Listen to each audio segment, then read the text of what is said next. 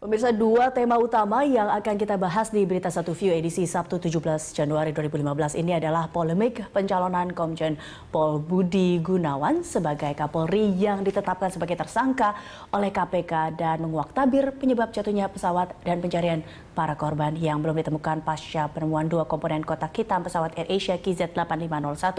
Dan di studio telah hadir Mas Usman Kansong, pemimpin redaksi Media Indonesia. Selamat pagi Mas Usman. Dan juga ada Mas Teguh Santosa, pemimpin redaksi Rakyat Merdeka Online. Selamat pagi Mas Teguh.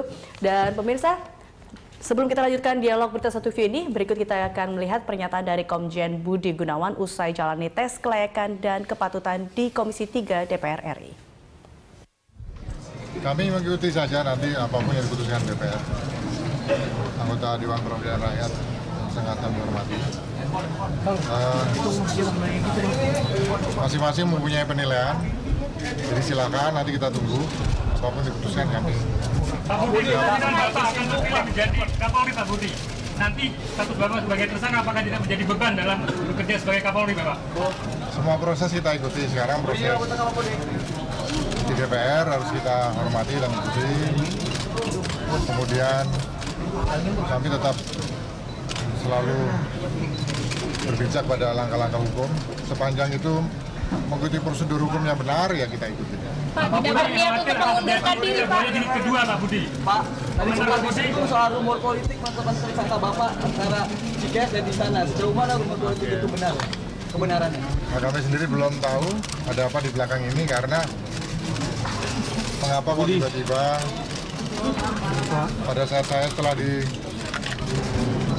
atau diusulkan oleh Bapak Presiden sebagai calon Kapolri dan menjelang pelaksanaan fit and proper test, maka tiba-tiba penetapan status tersangka itu dikeluarkan. Pak Budi ada permintaan karena Mabes Polri sendiri, Pak, di tubuh Polri sendiri, yang tidak terselesaikan terkait pencalonan Bapak. Seperti apa, Pak?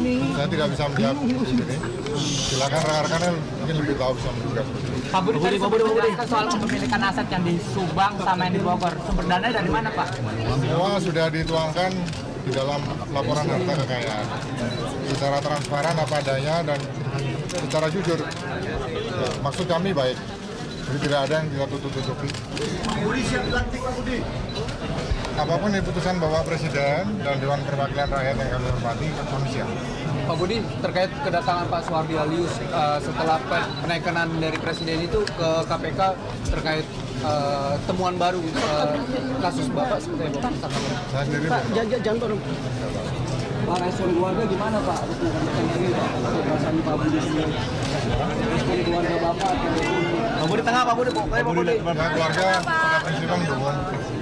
Pak, benar nggak Pak ada aliran dana 10,5 M dari PT Masindo dan Sumber Daya Indah tahun 2007? Kalau berbicara tentang transaksi di dalam rekening itu, seluruhnya sudah dipertanggungjawabkan. Sudah kami jelaskan tadi, itu ada bisnis keluarga yang memang legal, jelas. Bisnisnya bisnis apa, Pak? Bagaimana? Bisnisnya bisnis apa, Pak? Ya, ada beberapa kegiatan usaha yang legal, ada yang bisa dipertanggungjawabkan dan semuanya resmi. Ya, ini Mas Usman dan Mas Teguh, ini kalau kita lihat tadi adalah pernyataan dari Komjen Pol Budi Gunawan. Kita lihat memang kemarin Rabu ada fit and proper test setelah dia ditunjuk sebagai Kapolri tunggal ya dari pemilihan calon tunggal dari Presiden Joko Widodo, dan akhirnya pada hari Kamis ada rapid paripurna dan DPR menyetujui bahwa Budi Gunawan sebagai Kapolri terpilih pada saat itu. Nah, ini kita lihat ada 10 fraksi juga akhirnya ternyata 2 tidak setuju dengan itu, dan kemarin Presiden menyatakan bahwa mengumumkan secara terhormat Sutarman untuk berhenti dan kemudian Badrodin Haiti sebagai PLT Kapolri. Nah, ini tanggapan dari Anda Mas Usman dulu, terlihatnya seperti apa? Tadi menarik, si JIS Berita Satu itu baru selesai fit and proper test, kemudian sudah menulis Kapolri terpilih. Karena memang begitulah prosedurnya. Paripurna tinggal mengesahkan. Ya. Maka sesungguhnya Budi Gunawan sudah jadi Kapolri, tinggal lagi dilantik oleh Presiden. Jadi si JIS-nya sudah betul. Ya, si JIS TV yang lain masih dibilang calon Kapolri. Oke. Ya. Cuma tadi malam Presiden memutuskan menunda pelantikan. Sekali lagi menunda. Ya, dia bukan membatalkan. Dia mengulang kata-kata itu dan mengingatkan kembali bahwa saya ingatkan ini menunda, bukan dibatalkan. Ya, bukan membatalkan. Artinya apa? Presiden semestinya kalau dia konsisten dengan apa yang diucapkan dan paham betul dengan makna kata menunda, maka tinggal cari waktu yang pas. Oke. Tinggal cari waktu yang pas, kapan akan melantik. Kapan akan melantik. Dan menunda tidak boleh lama-lama mestinya. Kenapa? Karena ini urusan bernegara.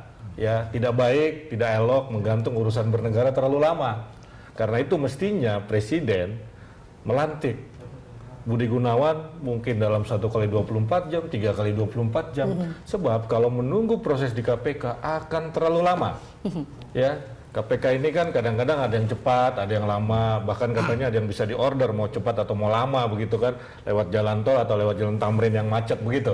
Nah, jadi saya kira nanti dilantik. Kalau kemudian dinyatakan oleh KPK sebagai terdakwa, Presiden bisa menonaktifkan.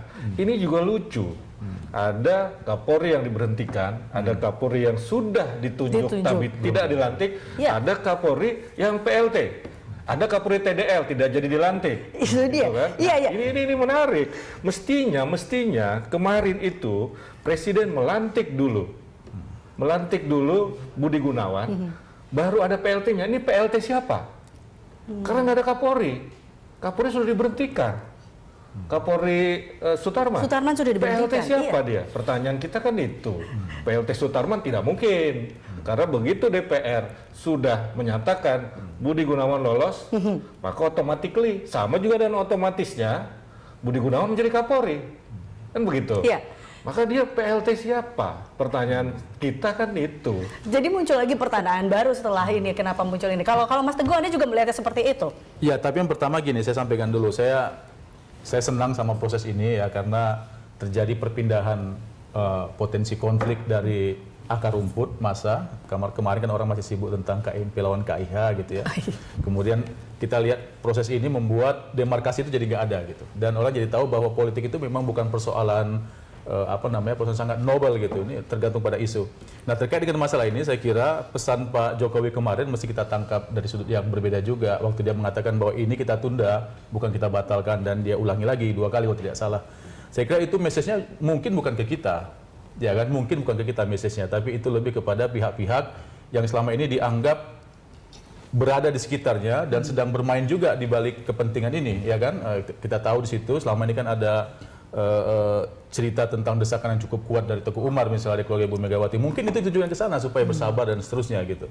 Tapi memang Pak Jokowi ini saya pikir langkahnya udah pas ya, dan semakin kuat saya kira. Dia pertama berani memperlihatkan keberaniannya melawan tekanan politik. Selama ini kan dia dianggap sebagai petugas partai saja, itu yang pertama. Terus yang kedua juga dia memberikan sinyal bahwa dia masih satu garis dengan gerakan melawan korupsi, yang tentunya membuat orang juga semakin oke lah, ternyata ini hanya political game atau apa gitu. Kalau saya melihat dari Mas Usman dan Mas Teguh, ini kan akhirnya kembali lagi pernyataan dari Bapak Presiden Joko Widodo adalah penundaan. Nah, penundaan ini kan akhirnya orang berpikir bahwa penundaan ini untuk apa? Untuk keamanan atau untuk citranya atau menenangkan situasi, karena kita lihat memang semuanya di sini mengatakan bahwa ini adalah proses yang salah, dengan kita bilang bahwa banyak yang DPR salah di sini, Kompolnas juga salah di sini, dan juga Presiden salah dengan memilih Budi Gunawan. Ini sebenarnya apa sih yang penundaan yang dimaksud ini, memang menunggu penjelasan atau seperti apa? Iya, kalau kita lihat pernyataan Menko Polhukam kan menunda sampai urusannya tuntas, kasus hukumnya tuntas, dan itu lama.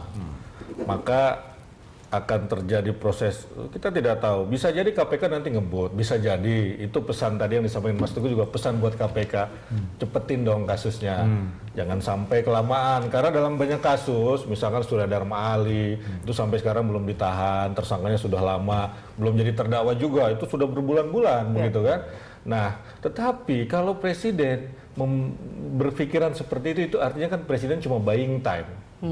Buying time hingga beliau mempunyai alasan, karena sudah karena KPK kan tidak atau punya karena SP3. posisinya yang dilematis mungkin pada saat itu muncul. KPK tidak punya SP3 loh, tidak punya SKP2 seperti kejaksaan. Artinya ketika seseorang sudah menjadi tersangka, maka dia mestinya akan menjadi terdakwa dan menjadi terpidana.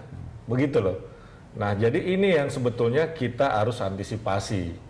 Dalam arti, ya tadi, Presiden mestinya melantik. Ketika dia jadi terdakwa, baru dinonaktifkan, maka sahlah Badrudin Haiti sebagai PLT. Oke, Mas Teguh. Ya, saya juga kurang lebih sama. Jadi saya pikir memang ada proses yang cukup panjang nanti di KPK. Tapi kalau saya pikir memang tidak akan pernah dilantik, ya, tidak akan pernah menjadi Kapolri de facto. Saya kira buying time, Pak Badrudin juga tidak akan lama dan akan disiapkanlah penggantinya nanti. Nah, makanya kan sekarang kita melihat begini. Tidak mudah mengganti Kapolri berdasarkan Undang-Undang Nomor 11 Tahun 2002 mencalonkan.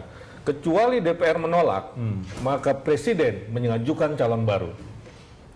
Tapi ternyata DPR menyetujui ya. DPR menyetujui begitu loh. Ya, berarti kan sebenarnya lancar saja jalannya. Iya, tinggal tunggu sampai akhir masa jabatannya selesai, baru kemudian Presiden punya alasan untuk mengajukan calon baru ke DPR.